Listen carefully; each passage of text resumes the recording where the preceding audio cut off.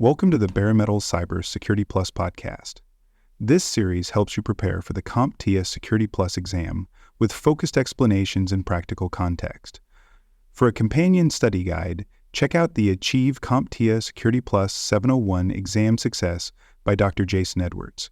It is the most concise and complete Security Plus guide on the market, built for busy professionals who want to pass the exam fast and on their first try.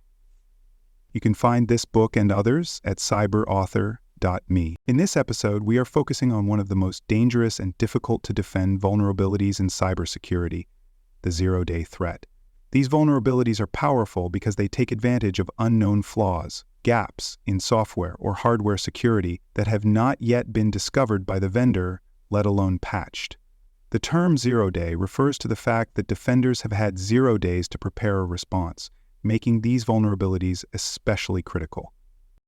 Let's begin by defining what a zero-day vulnerability is. A zero-day is a flaw in software, firmware, or hardware that has not yet been disclosed to the developer or manufacturer.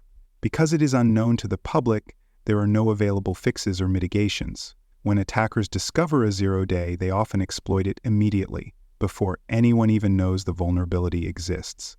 These attacks are called zero-day exploits. The characteristics of a zero-day exploit make it especially dangerous. It bypasses traditional defenses like firewalls, antivirus, and intrusion prevention systems because those tools rely on known signatures or behaviors. Zero-day attacks are often stealthy, difficult to trace, and capable of affecting even fully patched and updated systems.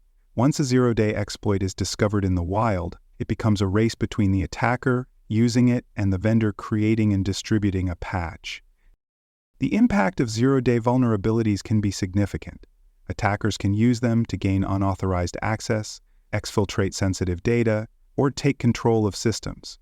Because there is no immediate fix, even organizations with strong security postures may find themselves exposed. In some cases, 0 days are used to launch broader campaigns that affect entire industries, critical infrastructure, or government networks. Several major incidents have involved zero-day exploits. One of the most well-known involved a sophisticated worm that targeted industrial control systems.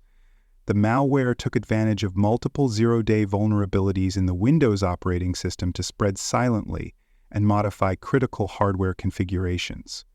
The result was physical damage to specialized machinery, and a clear demonstration of how digital vulnerabilities can cause real-world harm.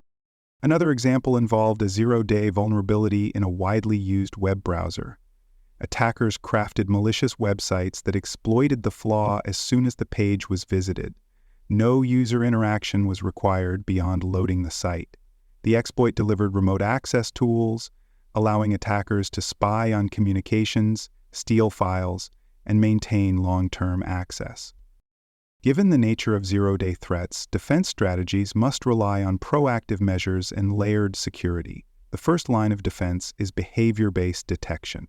Since signature-based tools cannot identify an unknown exploit, advanced endpoint protection systems use heuristics, machine learning, and behavior analytics to detect unusual activity, even if the exploit itself is not recognized. Network monitoring is also important. Zero-day attacks often involve command and control communication, lateral movement, or data exfiltration. Anomalies in traffic patterns, unusual login behavior, or unexpected data transfers may indicate a hidden threat. Security teams should review logs and alerts continuously, looking for signs that something is operating outside normal baselines.